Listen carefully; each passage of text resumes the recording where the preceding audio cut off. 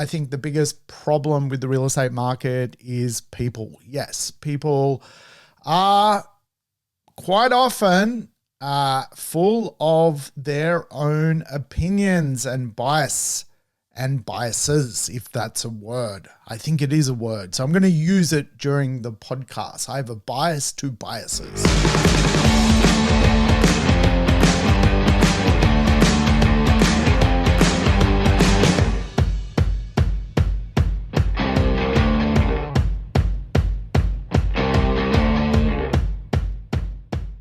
Welcome to the Urban Property Investor. I'm your host, Sam Saggers, here to help you crack the code of real estate wealth.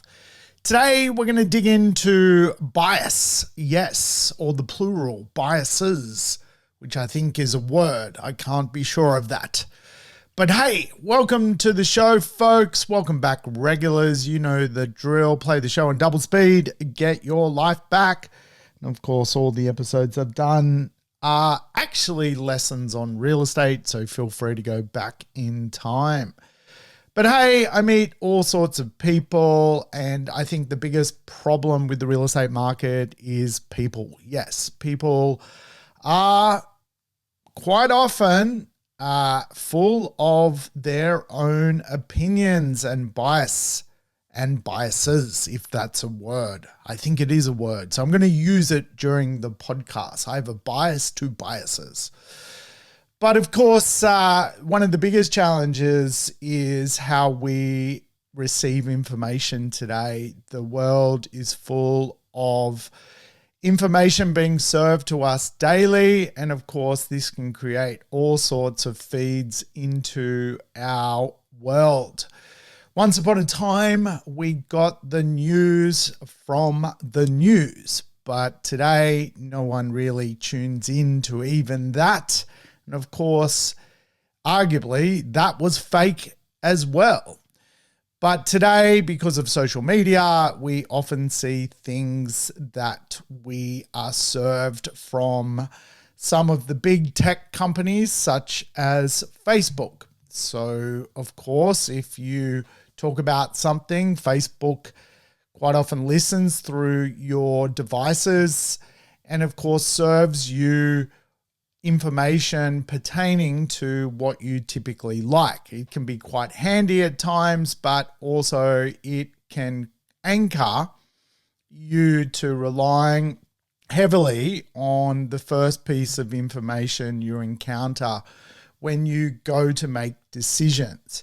And of course, in real estate, that can be a problem because if what you're being served creates a bias in your brain and you anchor your thoughts around that bias, it can quite often lead you up the garden path. And of course, anchoring bias is really one of the first biases to consider when you become a property investor.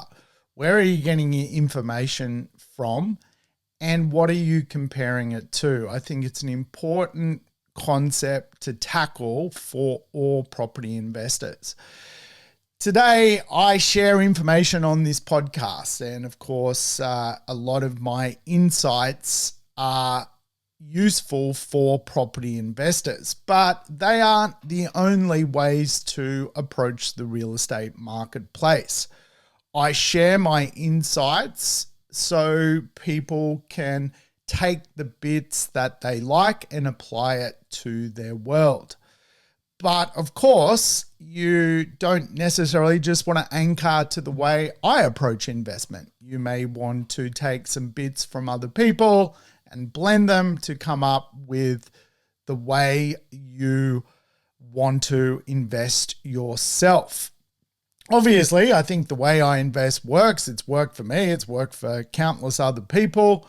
But ultimately, the way I deliver information can create an anchoring bias for an investor, as can following other experts in real estate or people that claim to be experts on real estate, and of course get anchored to some of the ways they approach property.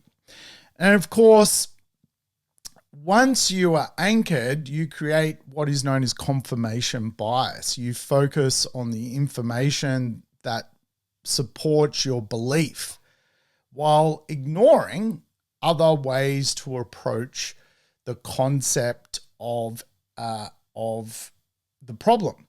And of course, in real estate, if you create an anchor and then you focus on the information you want to anchor around, there is that much data out there in the world today and that much media information, you will eventually find something that supports your belief.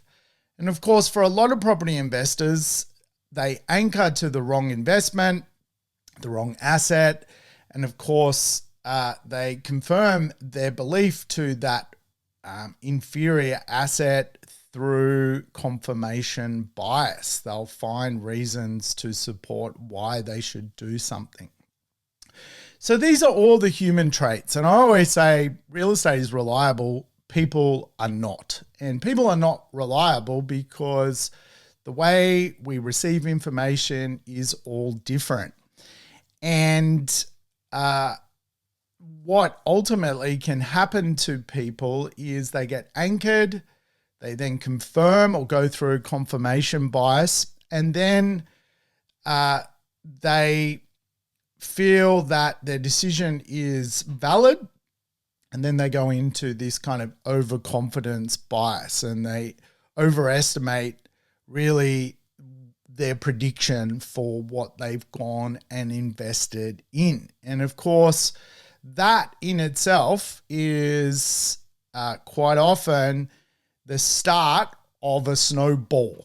And of course, the snowball can actually end up in a situation where someone who's invested doesn't really understand their investment. They followed and were anchored to the concept. They confirmed their own belief around a concept and became confident about it, and of course went into buying a property. And of course they wake up many years later going, what have I done? Why did I do that? Where did this all fall apart? And really, if you were to be honest about it, it falls apart because we as human beings are emotional creatures and we create beliefs. Beliefs are just patterns in our brain, the way we assume things, the way we receive information.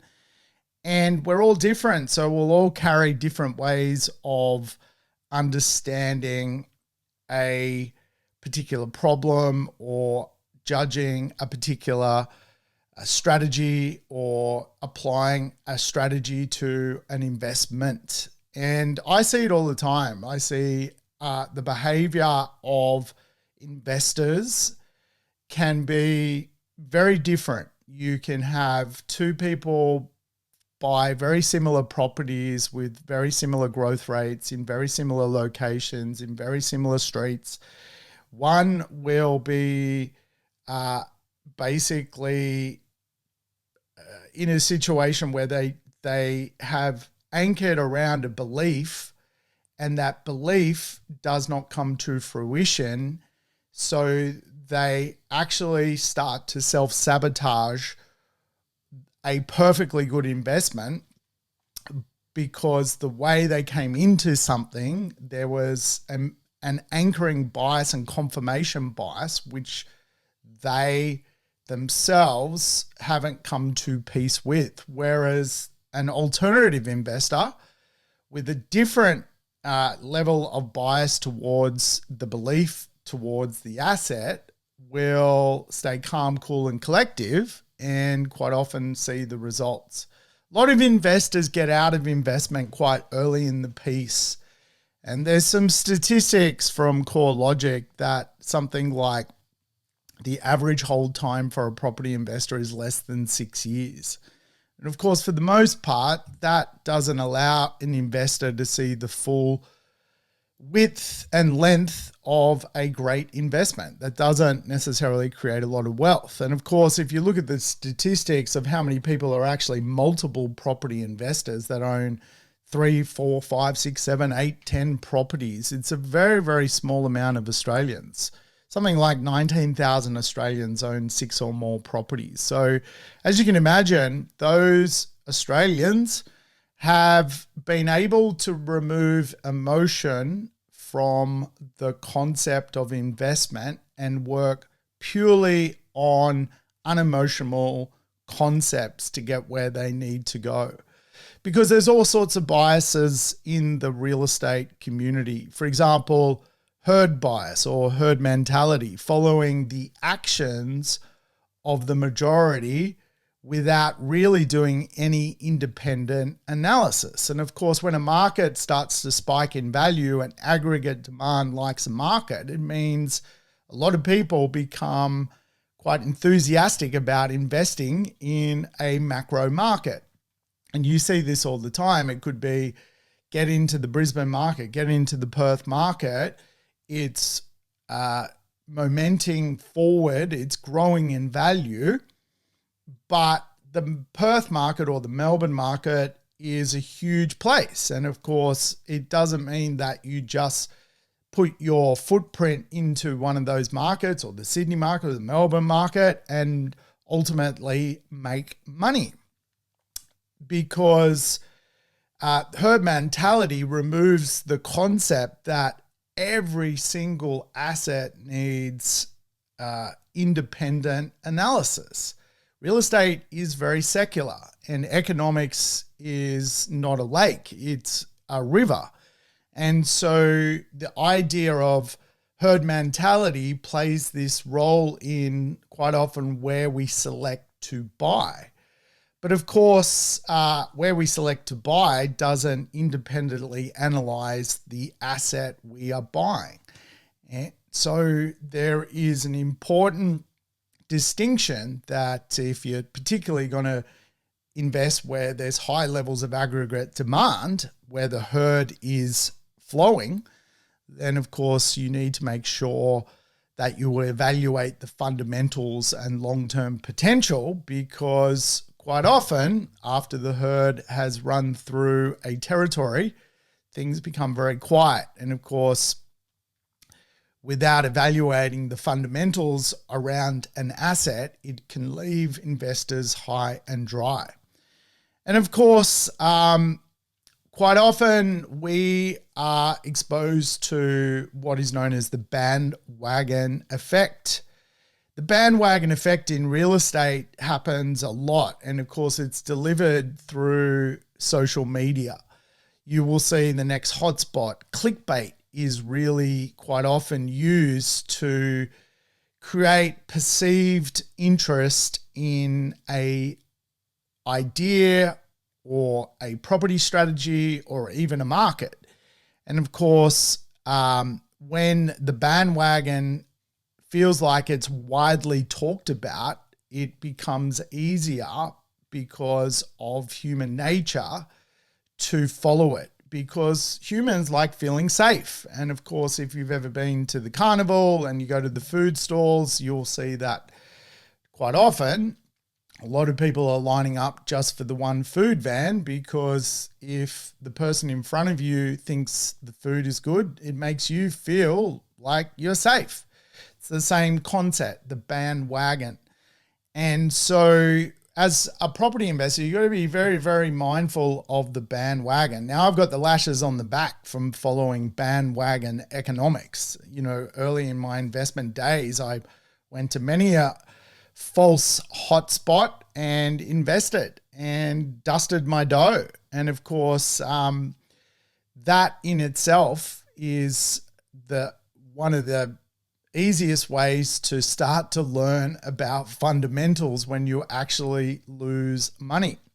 When it's an idea and it's enthusiasm on Facebook or Instagram or TikTok, it's ultimately looks good, feels good, seems like it's safe, but of course, fundamentals are really the prime reason why anyone should buy real estate. And of course, for a lot of people, there are all sorts of biases to consider that hold them back from investment. For example, the fear of losing money, leading to a risk-adverse behavior, or a reluctance to make a loss is known as loss aversion. And of course, what happens to people is they might buy in a sneaky hotspot because the bandwagon got them into a hotspot. They then wake up 5 years later and the real estate hasn't really done a hell of a lot, or 10 years later. And of course, rather than just cut your losses and run, quite often people have what is known as a loss aversion, refusing to sell a poor performing property, hoping it will eventually do something. And it's really almost like you're stuck in a hole and you just keep digging instead of getting out of the investment. Now, certainly I've bought the odd lemon in my day as well. And again, a lot of my lessons that I share today are from basically doing things wrong. I'm usually the dumbest person in the room. And so because of that, I have a lot of lessons. And yes, loss aversion is something that I have also experienced, that you just basically hold on thinking what you've done will pan out. But when you really surmise it, if there are not key fundamentals like pie, where the population is, where the infrastructure is, and where the employment is around your investment, whether your investment is investment grade or just a piece of market lemon real estate, you really need to start to go, if this is a market lemon, you need to move your property on. So sunk cost fallacy is real. People continue to endeavor due to this concept of not making a loss rather than look for future benefits.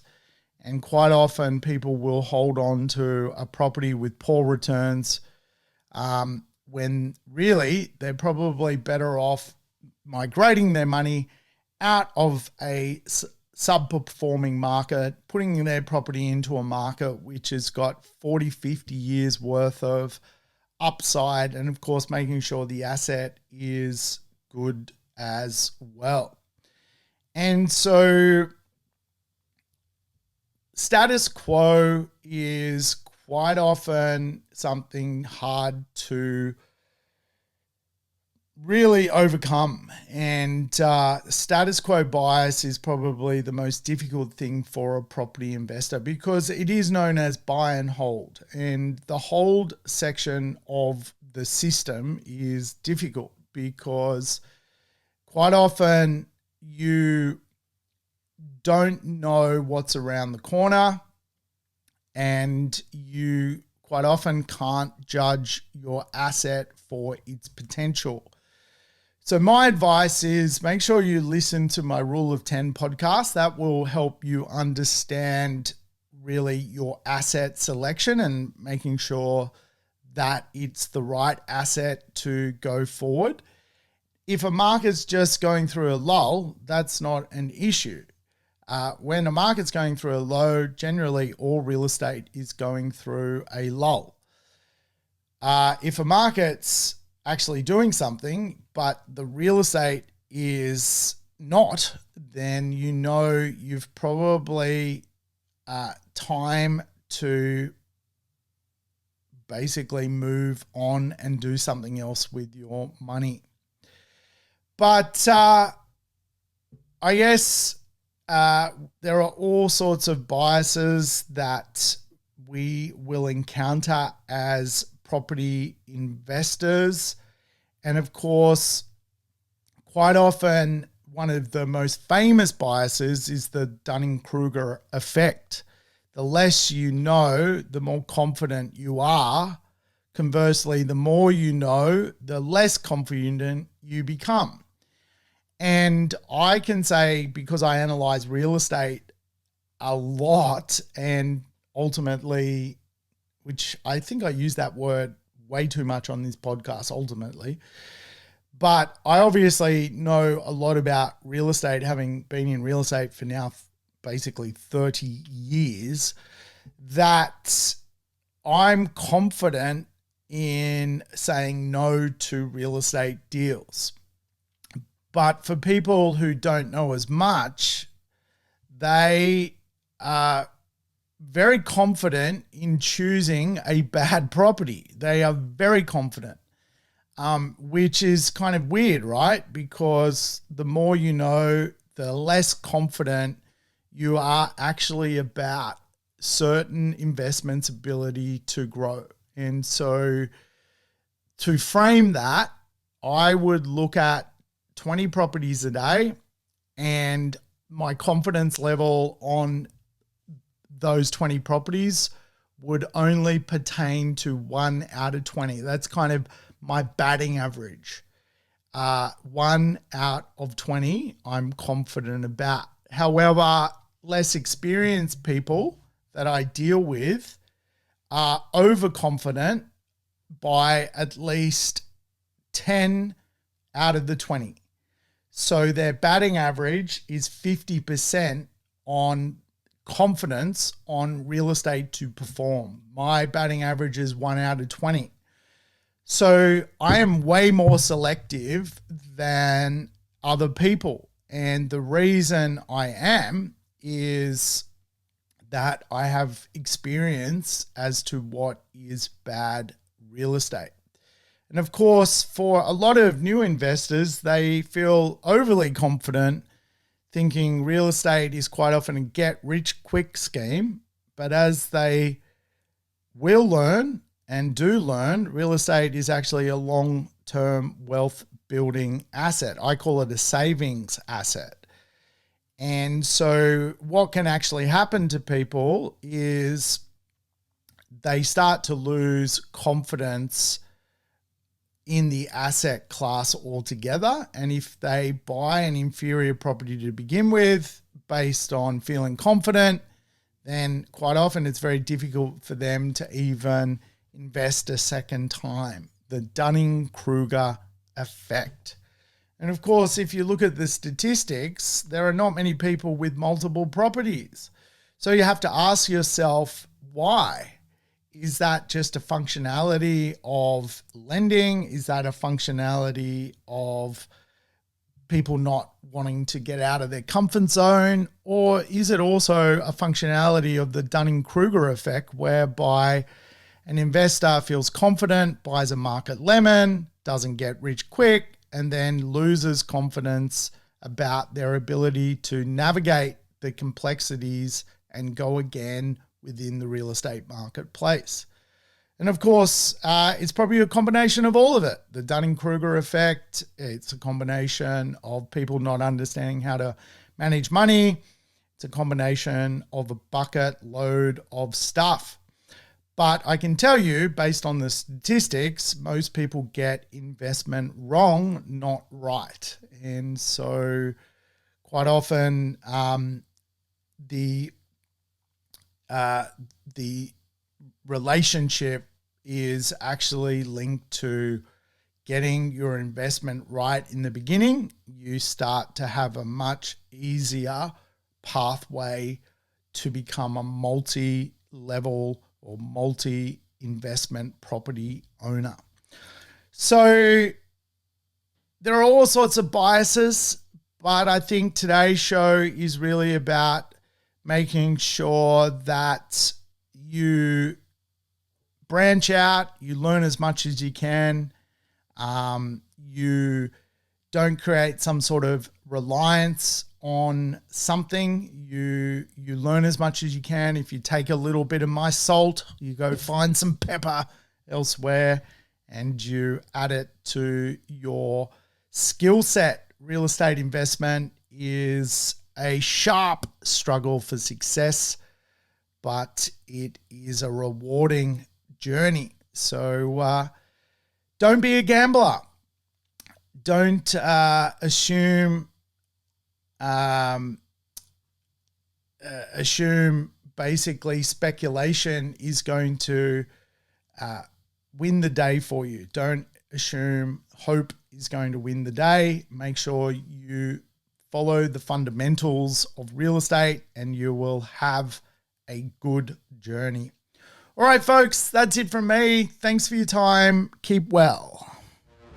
Thanks for tuning in to the Urban Property Investor. To never miss an episode, make sure you subscribe to the podcast on your favorite app or on YouTube. I would love it if you could give the show a rating and share it with your friends and family. In between episodes, you can always keep in touch with me by connecting on social media over Facebook, Instagram, or LinkedIn. Until we meet again on the next episode of the Urban Property Investor, take care and bye for now.